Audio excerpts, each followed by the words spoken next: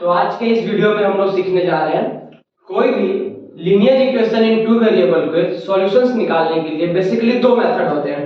एक होता है सब्स्टिट्यूशन मेथड और दूसरा होता है एलिमिनेशन मेथड। तो आज मैं आप लोगों को बताने जा रहा हूँ कोई भी क्वेश्चन को सब्स्टिट्यूशन मेथड से किस तरह से सॉल्व किया जाता है। चलिए शुरू करते हैं। यहाँ पे हमको दो इक्वेशन दिए गए हैं, x plus y equal to 14 and दूसरा equation x minus y equal to 4। इन दोनों इक्वेशंस का हमको सॉल्यूशंस निकालना है। तो bye substituting method from equation number 1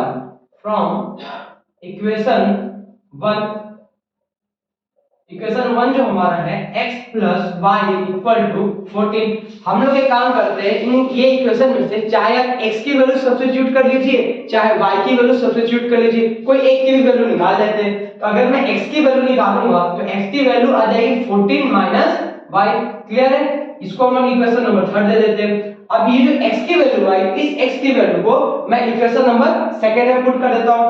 now putting the value of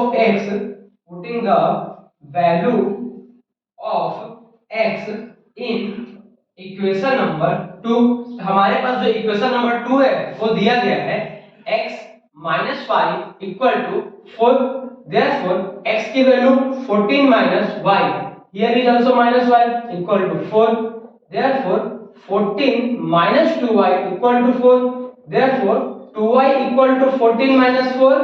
therefore 2y equal to 10 and y equal to 5। तो हमारी y की वैल्यू जो है वो 5 आ चुकी है, लेकिन अब हमको x की वैल्यू भी निकालनी है और y की वैल्यू, दोनों की वैल्यू फाइंड आउट करनी है। तो x की वैल्यू हमारी यहाँ पे इक्वेशन नंबर 3 से फ्रॉम